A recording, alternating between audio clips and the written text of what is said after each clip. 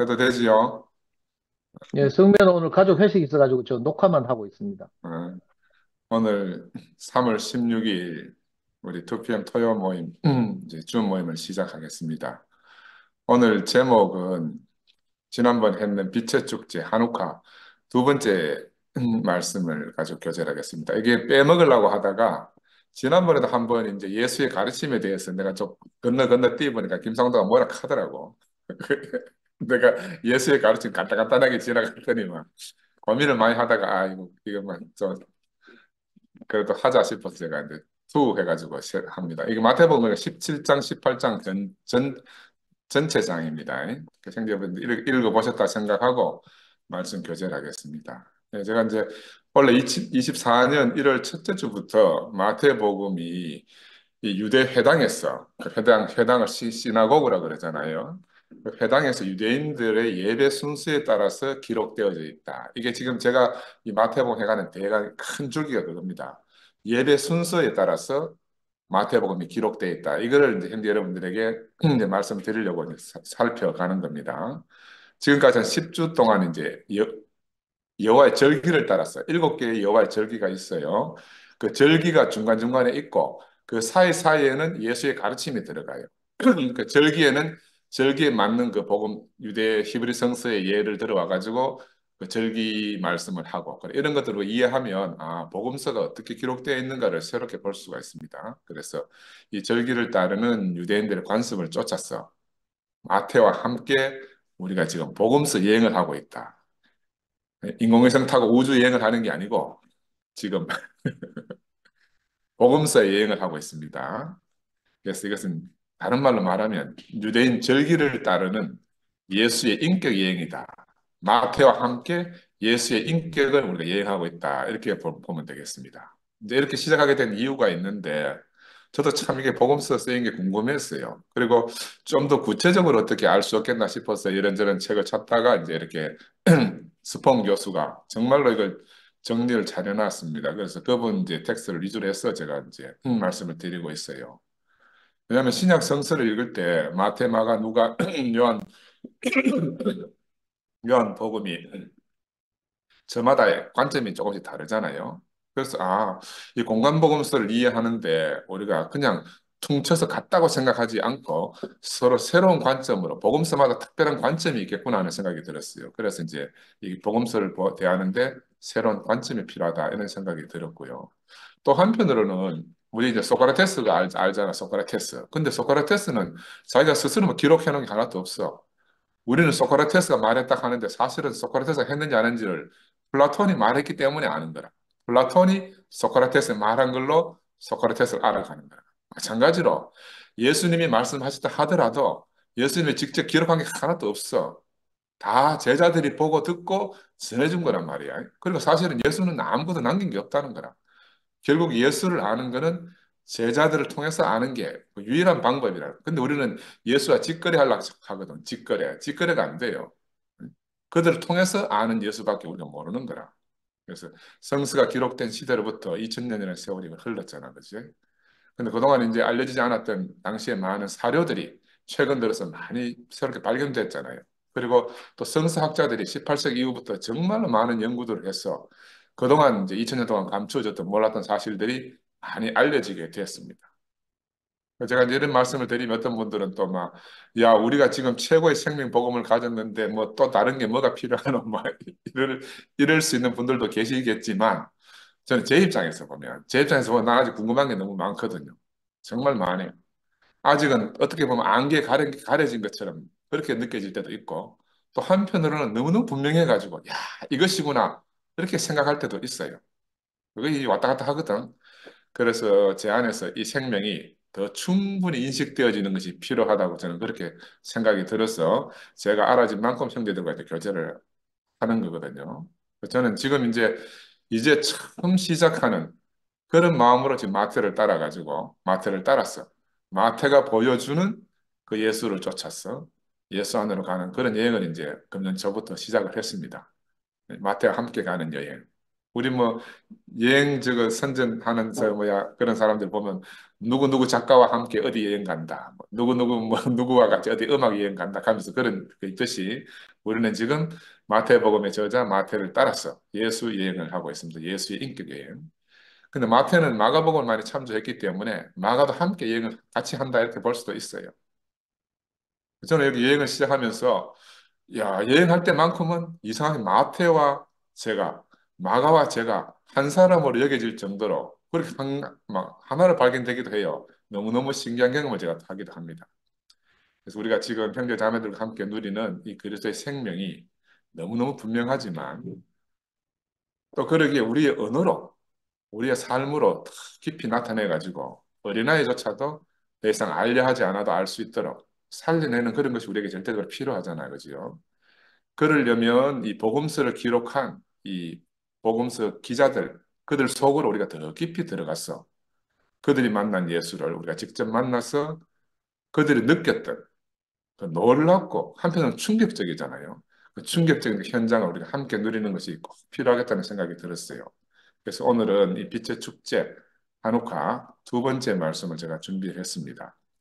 유대인들은 출애굽 전까지는 어떤 달력을 사용해도 농사력이라는 것은 유대력 농사력, 농사를 짓기 위한 순서대로 달력을 기록하는. 그래서 농사력을 따라서 음, 유대 달력을 사용했기 때문에 추수철이 딱 끝나면 추수철이 끝나면 그때부터 새해가 시작되는 거예요.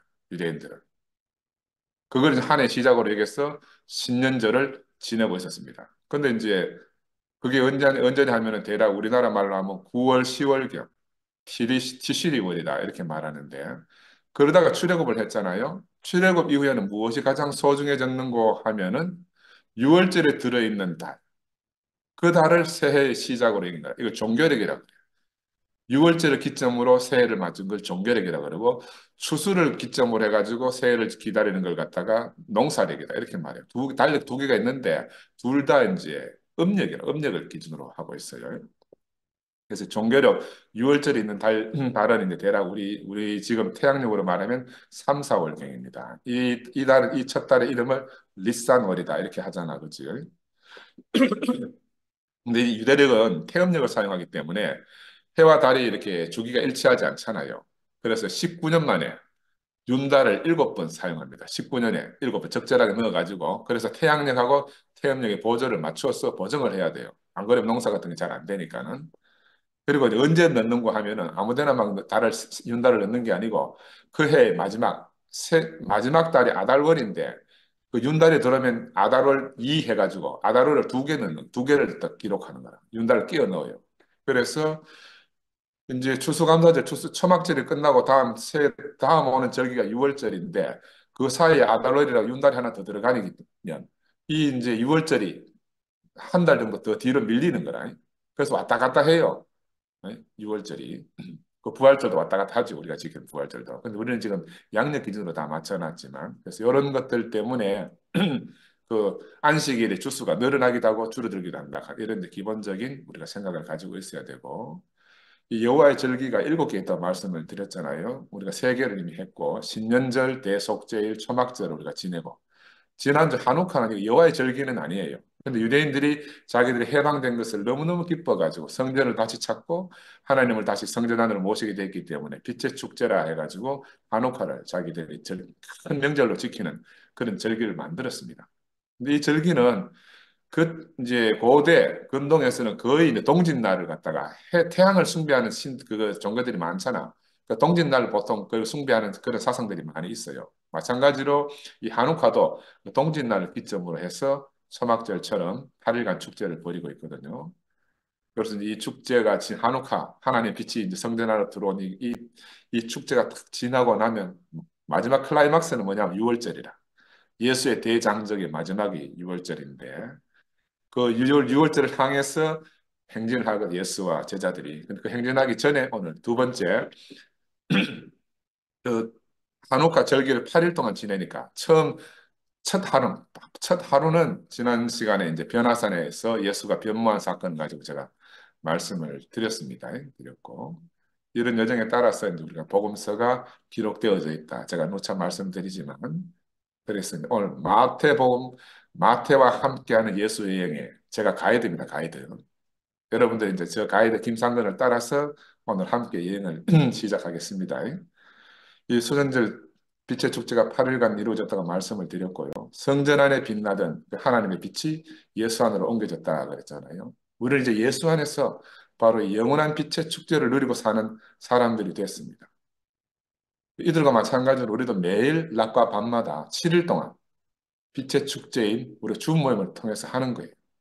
주님의 몸인 교회 안에서 하나님의 불이 항상 꺼지지 않고 밝게 타오르도록 우리 자신을 태워서 빛의 축제를 우리가 날마다 새롭게 살아내고 있습니다. 그러니까 이 간혹화가 그냥 역사 안에 있는 이야기가 아니고요. 지금 살아서 우리 안에서 이루어지고 있는 그런 축제라고 말씀드릴 수가 있습니다. 너무 놀랍고 기이한 일들이 매일마다 우리의 삶 안에서 일어나잖아, 그렇지? 그래서 마찬가지로 마태도 한우카 축제를 위해서 예수의 가르침이라는 8개의 예수 이야기를 갖다가 이 마태복음 17장과 18장에 이렇게 배열해 놨습니다. 그래서 이제 처음 하루는 지난번에 말씀을 드렸고 오늘은 두 번째 17장 9절부터 이제 읽어보겠는데 거기에 제가 성경 말씀 읽지는 안 하겠습니다. 간단하게 이렇게 되어 있어요. 그들이 산에서 내려올 때에 예수께서 명하여 이르시되 인자가 죽은 자 가운데서 살아나기 전에는 본 것을 아무에게 또 이르지 말라 하시니 이런 말이 있거든요. 여러분 궁금하네요. 왜 예수가 자기가 메시아인 줄 알고 막 이렇게 탁 복음하면 될 건데 왜 말하지 말라 했을까? 우리만 저만 궁금한 게 아니고 성경 읽는 모든 사람들이 다 궁금하게 생각했답니다. 왜 이렇게 비밀로 했을까? 앞에도 비밀로 하라는 말이 몇 번 나오잖아요.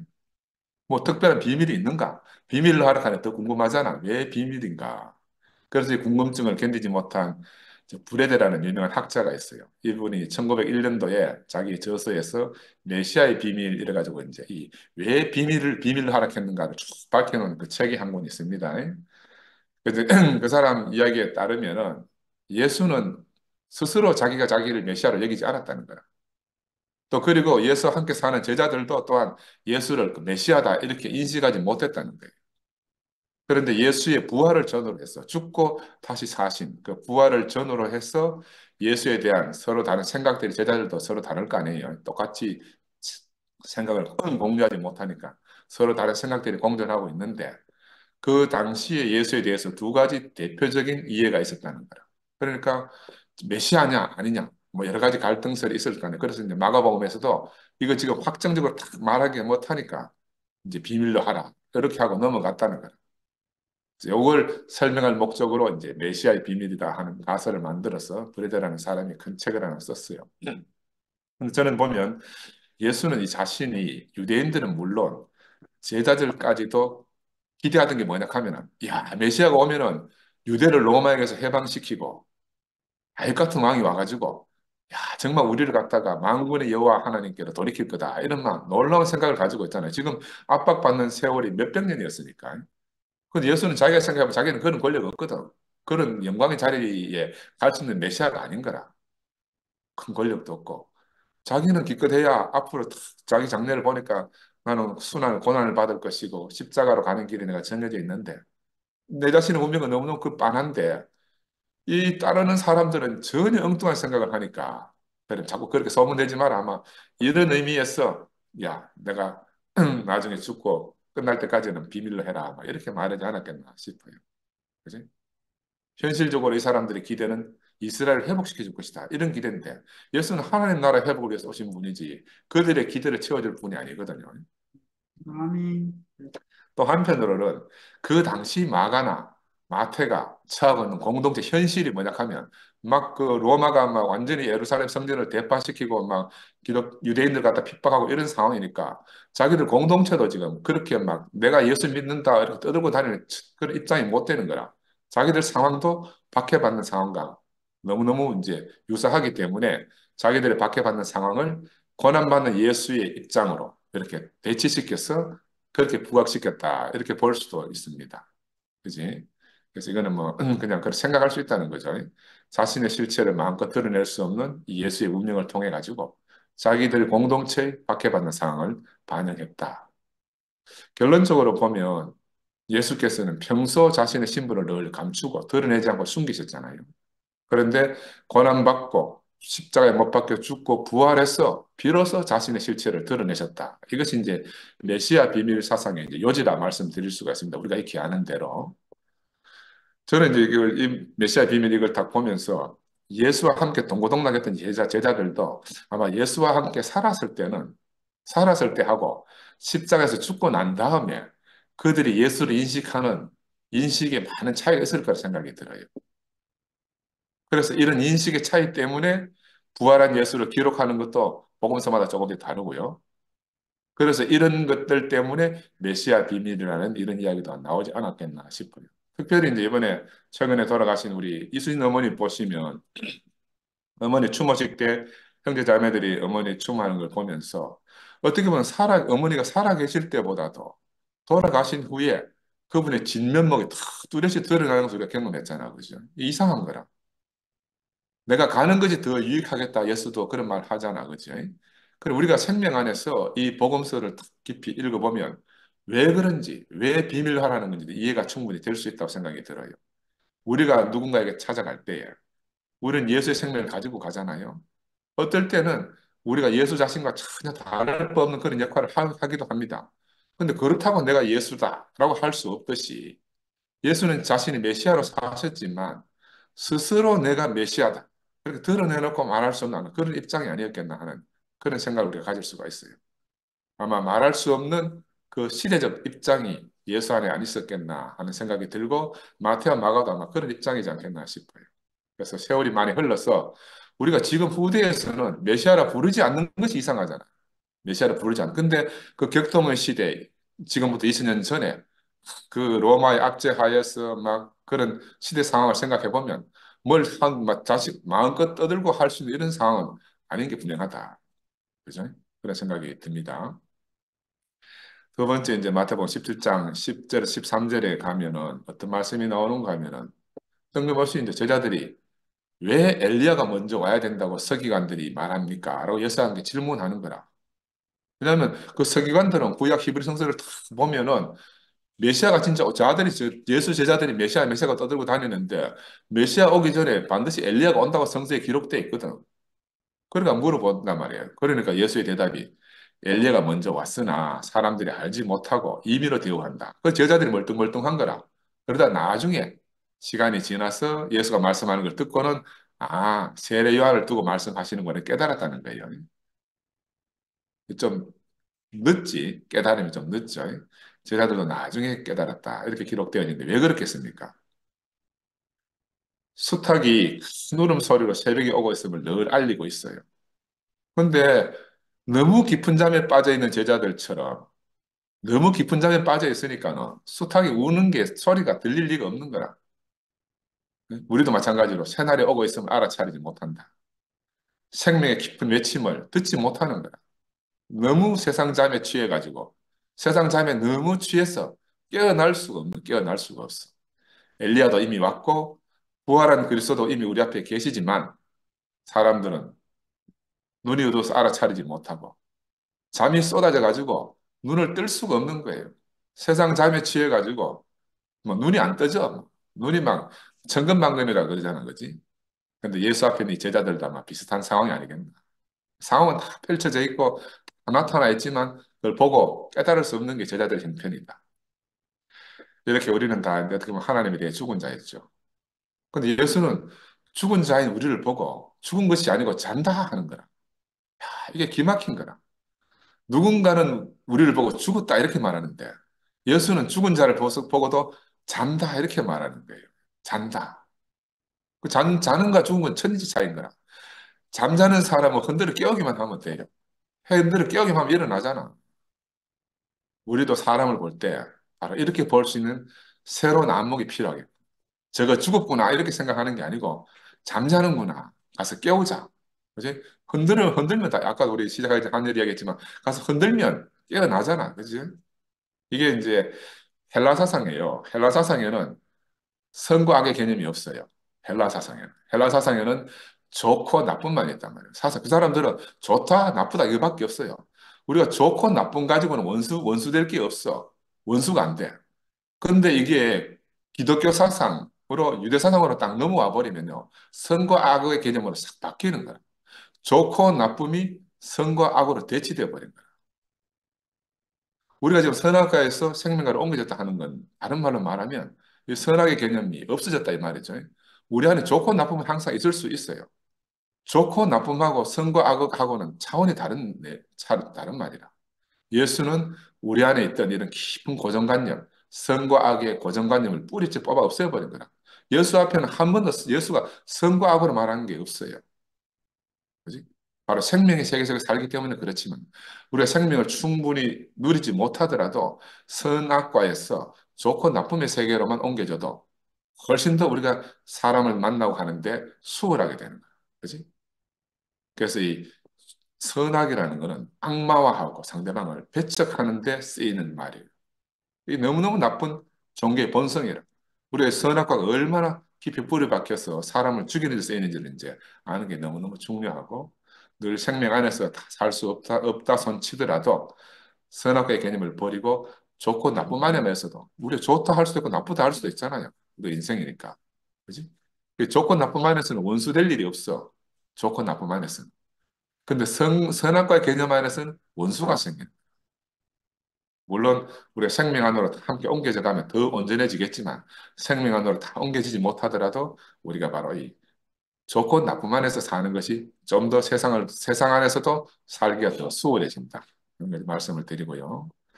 둘째 날 마태복음 17장 14절에서 21절로 넘어가면 귀신 들린 아이를 고치는 장면이 나와요. 이게 이제 뭐 긴 내용이 나오는데 간지를 앓는 소년의 이야기를 통해서 예수가 한탄하는 게 뭐냐 하면 제자들의 믿음 없음을 보고 믿음의 능력에 관한 예수의 가르침이 기록되어져 있습니다. 너희가 겨자씨 하나 알 만한 믿음이 있어도 산을 옮길 것이고 못할 일이 없다. 야, 그러니까 내가 종교 안에 있을 때, 야, 도대체 이 믿음 어떤 믿음이길래 겨자씨 알 만한 믿음만 있어도 산을 옮긴대요. 얼마나 놀랍습니까? 저런 게 과연 가능하겠나 내가 이렇게 생각을 했어.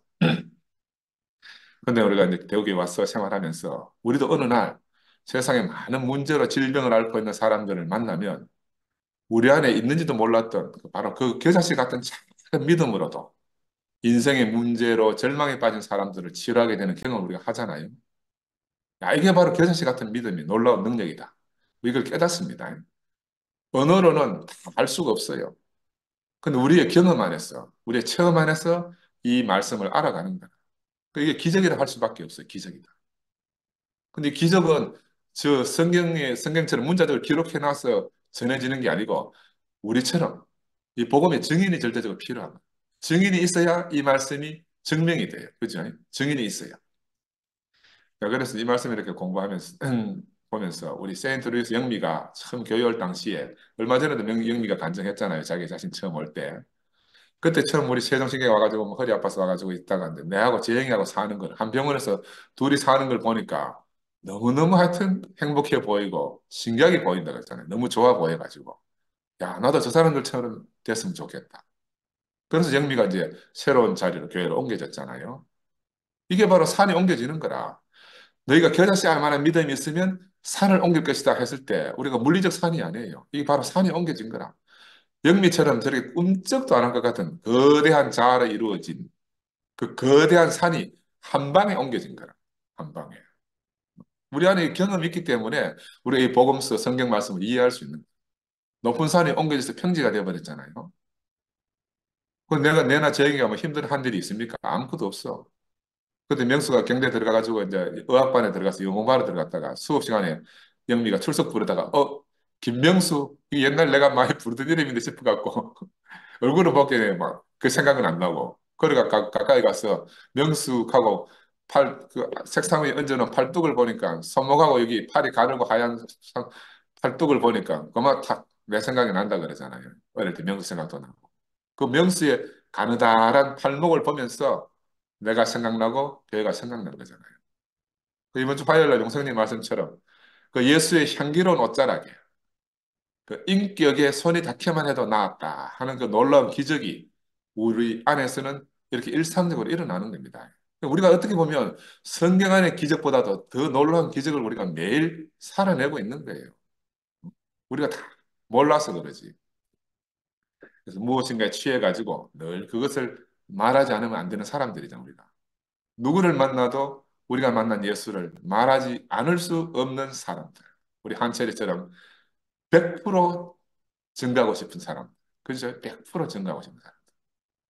마찬가지로 지금은 예수를 다 이해하지 못하고 책망받는 제자들이지만 이 부활의 예수를 만난 후에 제자들도 우리처럼 예수만 말하지, 예수만 말하고 살 수밖에 없는 그런 사람들이 됐잖아요. 그래서 우리가 여기서 보면 믿음은 크기의 문제가 아니다. 우리가 속잖아. 겨자씨 알 만한 믿음. 그러면 믿음이 크면 어떻게 되겠노? 막 겨자씨 하나 만한 믿음이 있어도 막 산을 옮기는데 막 진짜로 믿음이 크면 어떻게 되겠노? 우리는 요 크기에만 관심이 있는 거라. 근데 제가 말씀드린 대로 겨자씨만한 믿음이란 믿음이 없고 있으면 문제다. 크기의 문제가 아니라는 거야. 우리는 늘 크기에 관심이 있는 사람이다. 누가 더 크냐? 뭐 이런 데 관심이 있는 사람이지. 근데 성경 우리에게 말하기를 믿음이 있느냐 없느냐 하는 문제다. 그래서 옛날에 목사님이 살아있는 개미가 그 조그만하지만 그 적지만 살아있는 개미가 죽은 코끼리를 이긴다 하는 말씀 하신 적이 있어요. 크기의 문제가 아니라는 거예요. 살아있느냐 죽었느냐 하는 문제고 믿음이 있느냐 믿음이 없느냐 하는 문제다. 그래서 우리 예수가 우리의 참 구속의 주고 하나님 우리 존재의 근원이다 하는 바로 그 믿음이 있느냐의 문제다. 우리는 바로 이 십자가 구속의 자리에서 우리 자신에게 목적을 두고 창조한 영원한 분을 우리가 알게 됐잖아. 그지? 우리에게 그 아버지 하나님에게로 가는 길이 되신 분을 우리가 알게 됐어요. 바로 이것이 산을 옮기는 것보다가 더 놀라운 일인 거야. 우리가 한 번도 상상할 수 없던 세계로 우리 자신이 지금 옮겨져서 매일 밤마다 한옥과 절기를 우리가 지키고 있는 거예요. 그지?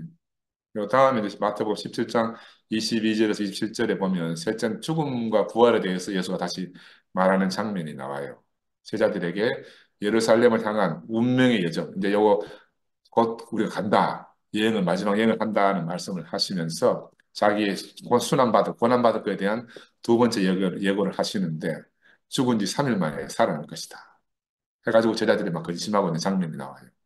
요 17장 말고 16장에서도 똑같은 예고를 하다가 베드로가 그리 마옵소서 하다가 뭐 티방을 묶잖아요. 사탄아 물러가라 하면서 너는 나를 넘어지게 하는도다 하는 장면 후에 지금 다시 또 자기가 받을 고난에 대해서 말하는 거야. 요거는 삽입구절 같아요.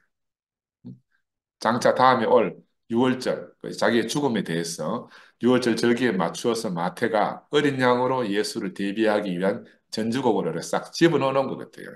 예수의 가르침과 상관이 없는 대목이거든. 그러고 나서 다음에 이제 로마에 세금을 내느냐 아니냐 하는 이거 언급하고 있는데 아들은 세금을 내지 않는다는 말로 이제 우회적으로 표현하고 있잖아요. 그러나 오해받지 않도록 세금을 내라. 이렇게 제자들 가르쳐 줘요. 고기 잡으면 고기 입 안에 동전이 들어있을 거니까 너와 나를 위해서 반세겔씩 내라. 이렇게 말하는데 이 당시 시대 상황에서 보면요. 세금 문제는 그 당시 백성들에게 일상에서 가장 큰 일입니다. 자기 하루를 왜 사느냐면 세금 내기에 산다고 말할 수도 있어요. 어떻게 보면 하루 사는 게 세금 내기 위해서 노동을 하고 있다. 근데 이 세리마트는 이 세리잖아요. 그러니까 마트는 이 사실을 누구보다도 이 잘 알고 있는 거라 세금 문제를. 그런데 여기에서 이제 우리의 정체성이 어디에 있는지 마트는 그걸 말하고 싶은 것 같아요. 우리가 우리의 정체성이 어디에 속해 있는지 분명히 하고 살아야 한다. 우리가 그렇다고 해서 우리가 예수에게 속해 있고 하나님 나라에 속해 있지만 그래도 세상을 무시하고 살 수는 없어요. 세상의 법을 무시하고 살 수 없는 것이니 세상의 법을 따라서 안세겔에 그 지불할 거 지불하더라도 우리의 정체성을 확실히 하는 것이 너무너무 중요하다. 세상에 지불할 건 지불하더라도 난 하나님 나라의 백성이다. 이거 읽지 마라. 이게 예수의 가르침인데 아마 마태 자신의 입장이거든요. 마태가 늘 세금 걷는 세리 입장이니까 한참 하다 보면 자기가 로마 나라에 속한 사람인지 하나님 나라에 속한 사람인지 잘 모를 수 있잖아. 그런 면에서 아마 자기 자신을 나타낸, 자기 자신의 입장을 나타낸 것이 아니겠나. 나는 그렇게 봐도 무방하지 않겠나 싶고요. 넷째 날, 마태복음 18장 1절 10절로 넘어갑니다. 넷째 날, 한옥과 넷째 날, 천국에서 큰 사람에 대해서 말씀하시는데, 이때 큰 대장면이 뭐냐면 어린아이 문제 때문에 소란이 나, 어린아이 때문에. 그러니까 예수가 불러가지고 밝아오는 하나님 나라의 의미에 대해서 제자들을 가리키는 장면이 나옵니다. 누구든지 어린아이와 같지 아니하면 천국에 들어갈 수 없다. 이거 우리 익히 아는 말씀이잖아요. 어린아이를 영접하는 것이 곧 예수를 영접하는 것이다. 근데 이 어린아이를 우리가 오해하는 게 이 어린아이는 지금 우리가 만나는 이 어린아이가 아니에요. 우리는 어린아이나 어른을 지금 동일하게 한 인격으로 취급하잖아요. 그런데 그 당시에는 어린아이는 사람 취급을 못 받는 그런 어린아이랍니다. 로마 시대 어린아이는 전혀 사람 취급을 못 받아요. 그런 의미에서 지금 예수가 어린아이를 말하고 있는 거예요. 물건처럼 대우받고 있는 그런 시대 상황에서 그 어린아이를 한 인격체로 존중하는 그 예수. 중세 이후까지도 여자와 어린아이는 마찬가지로 물건처럼 취급당했잖아요. 그죠? 물건처럼. 그 현실적으로 우리 돌아왔어. 어린아이 문제는 나가 공동체 안에도 우리 교회처럼 똑같이 있었는 것 같아. 엄마 따라 아들 오고 시끄럽게 떠들고 하는 건 뭐 시대 상황이 변한다고 변해지겠어요? 사람 사는 문제는 2000년 전이나 지금은 아마 다르지 않을 것 같은데. 우리도 아이들이 울고 시끄럽게 소리 내고 하면 신경 쓰이는 게 너무너무 많잖아요. 어쩔 수 없고. 우리 가족 모임 1월 저녁마다 하면요. 우리 지우가 막 꼬마 때부터 지금 3살 넘었는데. 그럼 막 울고 떼쓰고 하면은 막 모임이 잘 안 돼. 그 나는 늘 우리 이엘드 목사님이 늘 그 시끄러운 와중에도 복음 더 재미있게, 더 충만하게, 더 막 넘치게 말씀하셨듯이 나도 그 생각이 늘 나는 거라. 그 아이의 울음소리에 내가 그 눌리면 안 되잖아, 그지? 근데 이제 시간이 지나고 성장하니까 지난주, 지지난주 같은 경우에는 요즘은 아멘하고 옆에서 박수 치고 간정도 순서를 지가 정해줘.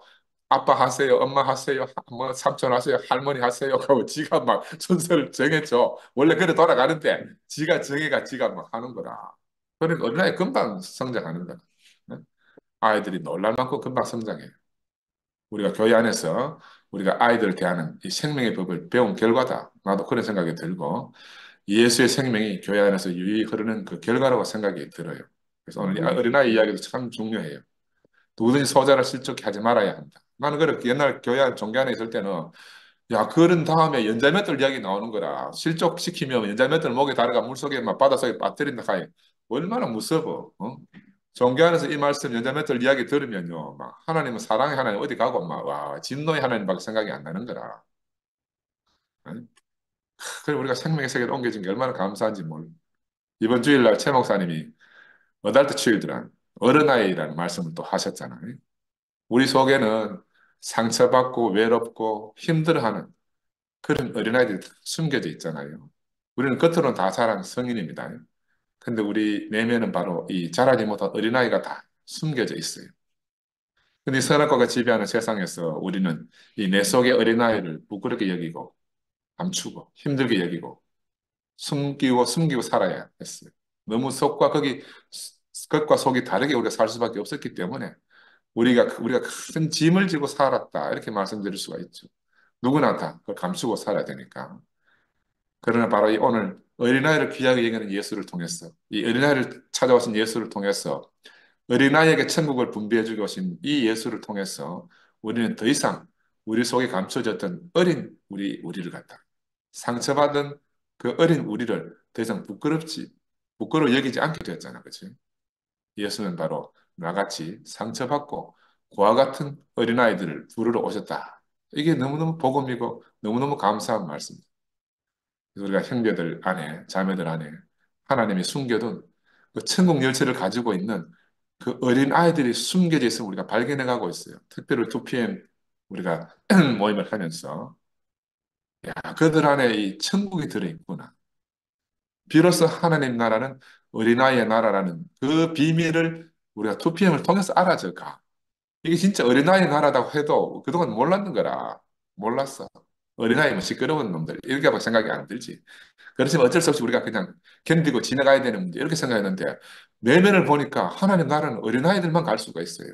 어린아이들만 갈 수가 있다니까.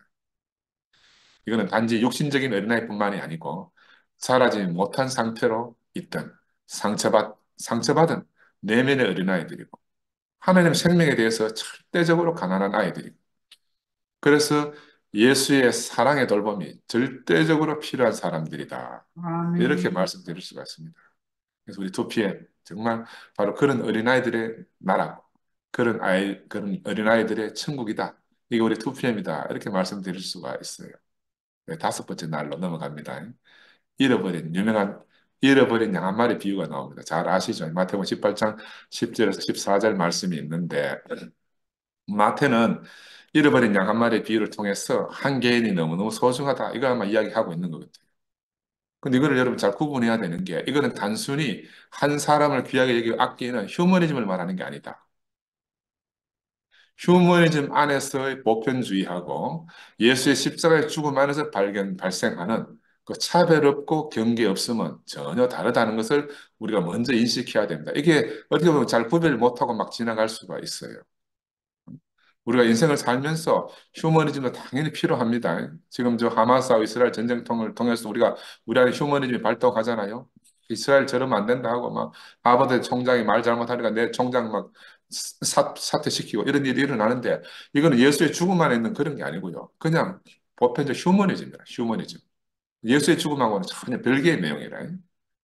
예수의 십자가의 죽으심을 통해서 나타난 생명의 세계와는 휴머니즘과는 차원이 다르다. 우리가 꼭 이런 걸 알아야 된다. 자칫하면 이게 섞여서 오류가 생길 수가 있다.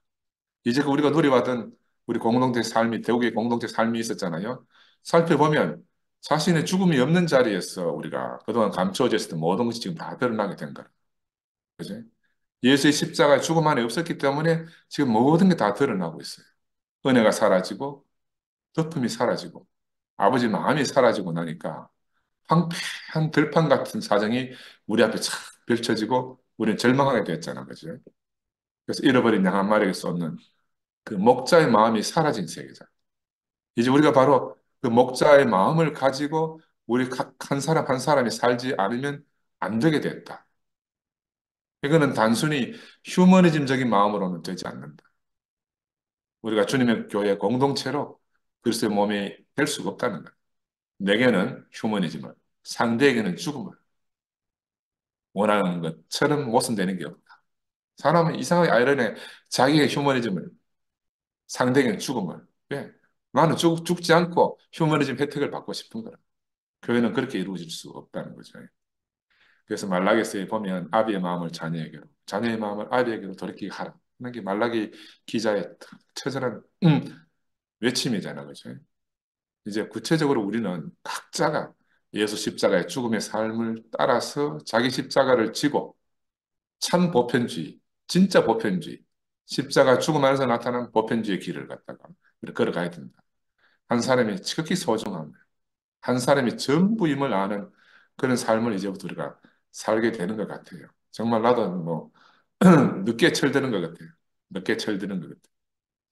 그래서 우리는 한 형제 한 자매가 정말 소중한 마음이 드는 그런 세계로 옮겨졌습니다. 우리 형편이 또 그래요. 한 형제 한 자매가 소중 안 할 수가 없어. 바로 잃어버린 양 한 마리가 우리에게 전부였음을 우리가 지금 뼈저리게 경험하면서 살고 있습니다.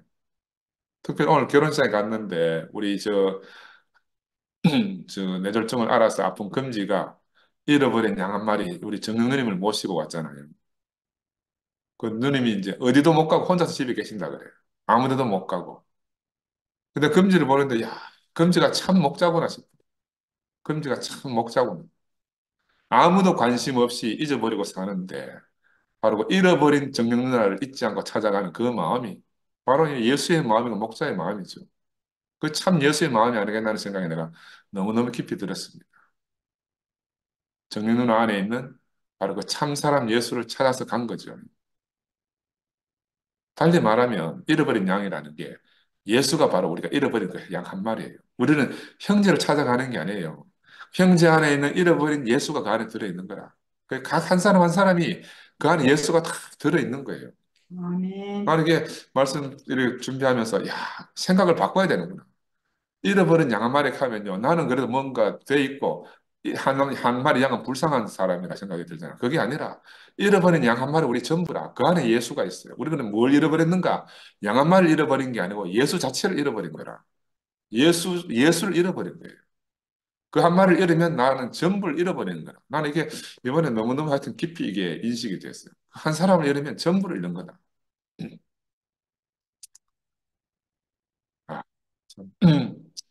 왜 그렇게 살아왔는가 하면 어쩌면 휴머니즘에 취해가지고 그렇게 살았다고 볼 수밖에 없어요. 휴머니즘에 취해서. 십자가에서 죽고 다시는 그 생명이 아니고 휴머니즘에 취해가지고 우리가 휴머니즘 안에서도 얼마든지 공동체를 이루고 막 띵가띵가 행복하게 잘 살 수가 있어요. 근데 어느 날 위기가 오면 그거 다 깨져버리거든요. 근데 위기가 와도 참 그냥 위기에 그 위기를 통해서 더 생명이 왕성하게 자라는 것은 부활 생명밖에 없다. 예수의 십자가 죽음 안에서 태어난 그 부활 생명밖에 없다. 만약에 우리가 휴머니즘에 취해 있지 않았다 그랬으면 우리가 정말 모두 예수의 십자가 죽음 안에 있었다 그러면 지금 우리 교회가 처한 이런 일이 일어날 수 없잖아, 그죠? 아멘. 우리가 참 엉뚱한 자리에 있었기 때문에 지금 이런 일이 생겼다. 그렇게밖에 볼 수가 없다. 이제 우리가 정신 차리고 잃어버렸던 예수를 찾아다녀야 되겠다. 우리 영식 형님이 그 일 제일 잘하잖아요. 정말로 막 잃어버린 양아마를 찾아가지고 전국 방방곡곡을 다니시잖아. 그 형제 자매를 찾는 것이 곧 잃어버린 양. 바로 그 예수를 찾는 것이다. 오늘 이 시대에 우리에게 오신 예수를 찾는 것이다. 예수의 말씀이 얼마나 역설적입니까? 나는 이렇게 막 한 번씩 이렇게 생각하면 끔찍, 막 하여튼 전율이 돋아. 입장을 뒤집어 하면 막 우리가 얼마나 빗나가 있는지가 알아지는 거야. 입장을 뒤집어 보면. 여섯째 날 보면 마태복음 18장 15절 20절로 형제가 죄를 범하거든 이런 내용이 나와요. 형제가 죄를 범하면 어떻게 권면해야 하는지 그렇게 말씀하시고 두세 사람이 모인 곳에 그들 가운데 내가 함께 있다 하는 그런 말씀을 하시잖아, 그죠? 우리도 이 말씀을 깊이 새겨드려야 되는 게 우리가 교회의 권면에 귀를 기울여야 합니다. 교회의 권면에. 두세 사람이 모인 곳에서 예수가 함께 있음을 말씀하시는 이유는 생명의 권위가 형제들 안에 있다. 생명의 권위가 교회 안에 있다. 이 말씀을 하시는 거거든요. 그러니까 생명의 권위 안에 있는 사람은 그 삶이, 그 인생이 순풍에 돛단 듯이 살 수 있게 돼요. 이상하게 우리가 교회 안에 살아보면 그래요. 그래서 그 생명의 권위가 있는 사람은, 권위 안에 복종하는 사람은 그 삶이 너무너무 순탄하게 가는데 우리가 생명의 권위 안에 있다는 것은 바로 우리가 그 생명으로 산다는 거잖아. 그 권위를 인정한다 하는 거는 내가 그 생명으로 산다는 걸 말하는 거야. 그러니까 권위를 인정하지 않는다 하는 말은 내가 그 생명과 무관하게 산다는 거죠. 무관하게. 그래서 오늘 이 말씀은 보면 누구나 범죄할 수 있으나 죄사하는 권세를 우리에게 주셨으니까 권면하고 용서하는 삶을 우리가 살아야 된다. 그래야 우리도 그렇게 용서받는다 하는 게 이게 대강의 내용 같아요. 뭐 여기서 보면 나는 이다이신 하나님. 영어로 I am that I am. 에고 에이미 이런 말 하잖아. 그지? 어느 날 나는 형제이다 하고 오시는 분을 우리가 보게 되잖아요. 어느 날 나는 누구누구 자매이다 하고 오시는 분을 우리가 만난단 말입니다. 우리가 그 형제로 자매를 보는 게 아니고 바로 그 형제 안에 있는 하나님을 우리가 만나는 거죠. 형제 안에 있는 하나님. 단순히 형제 자매가 아니고 형제 자매로 오신 하나님. 단순히 어린아이가 아니고 어린아이로 오시는 하나님이죠. 왜? 하나님은 고정되어 있지 않으니까. 하나님은 여기 있다 저기 있다 할 수 없으니까. 그래서 우리 하나님 앞에 순종하는 것은 날마다 내게 찾아오는 바로 형제 자매에게 순종하는 것이 바로 하나님께 순종하는 것이다. 이게 아마 여섯째 날에 말씀하시는 대강의 개요 같아요. 그리고 일곱째 날은 가인에게 지은 죄이 나오는데 가인에게 지은 죄는 7배를 람에게 지은 죄는 77배를 받는다는 이야기가 나오고 용서를 하려고 하면 어떻게 해야 되나? 70번씩 7번을 용서해 주래요. 아이고야. 이 가능합니까 우리가? 70번 7번씩 죽어도 깨나도 못하지. 왜? 우리는 용서할 수 없는 사람들이에요. 우리 칼급받아 나는 용서할 수 없는 사람이에요. 왜? 옳다는 이유로 정당하다는 이유로 남에게 받은 대로 돌려줘야 직성에 풀리는 사람이죠. 야, 근데 우리가 만난 예수는 우리의 상상 밖에 계시는 분이잖아요. 우리의 생각 밖에 계시는 분이에요. 차원이 다른 속에 계신 거라. 그래서 우리의 도덕관념 밖에 계시고 율법 안에서는 도저히 만날 수 없는 그런 분인데 그의 생명으로 거듭나지 아니하면 우리는 도저히 이 말씀을 따라갈 수가 없어요. 그 나는 이 안에서는 절망이더라고. 그 내가 아까도 말했지만 뒤집어 보기 있어서 뒤집어 보자. 딱 뒤집어 보니까 너무 희망이 생기는 어떻게? 딱 뒤집으니까 예수가 나를 그렇게 용서해 준다는 거라. 어? 70번씩 7번도 용서해 준다는 거야. 아이고, 그러면 내가 예수 따라가야지. 예수 믿으면 막, 내가 아무리 죄를 많이 지어도 막, 용서해 주신다는 거지. 어? 그래, 이게 복음이 되는 거라, 복음이 돼. 아멘. 그냥 그대로 들으면 복음이 안 돼요. 그대로 들으면 복음이 안 돼. 어떻게 보면 저주라고 말할 수 있어. 왜냐하면 우리의 생각이 그렇게 삐뚤어져 있어서 그래요. 우리는 늘 자신은 정상이고 상대는 비정상이다 이러지 않고 나는 정상인데 저 죄지은 놈 저놈 이렇게 생각하니까 저걸 어떻게 내가 7번도 못하는데 막 70번에 7번씩 용서해 줄 수 있는 이런 생각이 드는 건 나는 항상 정상이다 생각하는 거야. 그 뒤집어 갖고 비정상의 나를 딱 갖다 놓으면 꼭 하나님 감사합니다 하지 막 7번도 부족하게 70번에 7번도 용서해 준다 하니까 막 얼마나 감사해요. 그지? 그 역설이라 하나님 말씀 역설. 용서받는 입장에 딱 서면요. 이 말씀이 얼마나 놀라운 은혜고 놀라운 축복입니까? 그래, 성경을 뒤집어 보기 그래. 계속 뒤집어 보면요. 이게 정말로 놀라운 복음이라. 뒤집어 보기. 아멘. 세상에서 이런 분을 만날 수가 없어요. 만날 수가 없어. 마지막 8번째 날. 한옥화 8번째 날인지. 절기가 8일 동안 축제를 지낸다는데 이때는 이제 천국 유명한 말이잖아요. 그 천국은 그 종들과 결산하는 어떤 임금과 같으니 해가지고 막 자기는 몇 달란트 뭐 데나리온을 탕감받고 몇 데나리온 빚진 사람을 갖다 족치는 장면이 나와요. 야 마지막에 뭐라 나오는가는 너희가 각각 마음으로부터 형제를 용서하지 아니하면 나의 하늘 아버지께서 너희에게 이와 같이 하시리라. 이 상황이 우리가 사는 상황에 늘 있어요. 이때 아마 마태 공동체에서 일어나고 있는 현실적 문제가 안 있었겠나? 왜냐하면 사람이 사는 데는 결국 거래의 문제가 생기고 늘 빚의 문제가 생기거든. 늘 채권자, 채무자가 생기는 거라. 이 채권자와 채무자 때문에 좋고 나쁨이라는 생각이 생기고 가치의 문제가 생기고 이뭐 역사를 보면 이 단순 채권 채무가 제일 큰 문제라. 인생을 살아가는 데서 마찬가지고 우리가 형제자매 함께 살 때도 어떤 마음으로 살아야 되는가 하는 걸 말씀해 주고 있어요. 하늘나라 마지막 최후의 정산이 어떻게 이루어지는가. 용서만이 전부다. 용서만이 우리 희망이다. 니는 큰 빛을 탕감받았는데 그 조그만 빛을 탕감 안 해주고 이놈아 내가 막 썩내가지고 인간이 불러들이는 거잖아요. 용서 형님 버전으로 말하면 용서가 긍휼이잖아 긍휼. 긍휼한 마음이 전부라. 긍휼을 강에 그런다 지나 이번 주에 말씀하셨잖아요. 1만 달란트 빚진 자가 자신의 탕감받음을 잊고 100데나리온 빚진 자에게 멱살 잡고 막 빚 갚으라고 종용하는 게 이게 바로 우리 자신들이라. 그래서 예수는 우리에게 끊임없이 긍휼을 요청하고 계십니다. 다른 사람을 용서하는 그것이 용서하는 그 사람의 용서가 또 어느 날 자기 자신을 용서받게 하는 그런 용서가 되는 거예요. 이 같은 용서의 흐름이 끝없이 흐르는 냇물처럼 긍휼의 강이 흐르는 것처럼 우리가 이 용서의 흐름을 우리 안에서 멈추게 되면 우리는 더 이상 용서받을 수 없는 사람이 되는 거야. 그래서 주기도문에 우리가 우리의 죄를 사해 준 것 같이 우리 죄를 사하여 주옵시고 하는 그런 예수의 기도가 있는 이유가 이 정말로 중요한 거예요. 우리가 우리의 죄를 사해 준 것 같이 우리의 죄를 사해 주옵소서. 그지? 우리가 우리 죄를 사해 주지 못하면 우리도 용서받을 수가 없는 거야. 이 주기도문 안에 기도가 너무 놀라운 기도죠. 그죠? 이렇게 해서 이제 마태가 이 한우카 절기 8일 분량을 마태복음 17장과 18장에 이렇게 배설해 놨습니다. 그러면서 축제 하루하루 촛불을 밝히면서 그날을 축제로 이렇게 즐기고 있습니다. 8일간의 수전절 절기가 이렇게 끝나고요. 예수께서 이 말씀을 마치시고 갈릴리를 떠나서 요단강 건너편 유대 지방으로 가셨다. 19장 1절에 보면 그런 말이 있어요. 항상 예수의 가르침이 다 끝나고 나면은 말씀을 마치고 건너가시다. 말씀을 마치고 건너가다. 이런 장면이 마태복음에 한 5군데 나와. 5군데. 그래서 예수의 나는 이제 이 마태복음 따라 여행하면서 가르침을 좀 빼고 건너뛰고 이제 큰 흐름을 따라가려고. 우리 김상도 분께서 또, 그 중요한 건너뛰고 한다고 지나면 해가지고 내가, 아이고, 오늘 이렇게 조금 길지만은 같이 교제를 했습니다. 이 8일 분량이 오늘 다 끝났는데, 이게 예수의 가르침 4번째 단락이에요. 다음에 한 번 더 단락이 남아있는데, 다음 이제 구체적으로 그 십자가의 순환의 고난의 여정으로 가는 진짜 마지막 여행이 시작되거든요. 그 대장정을 또 다음 주에서 같이 만나서 교제하겠습니다. 감사합니다. 네. 아멘.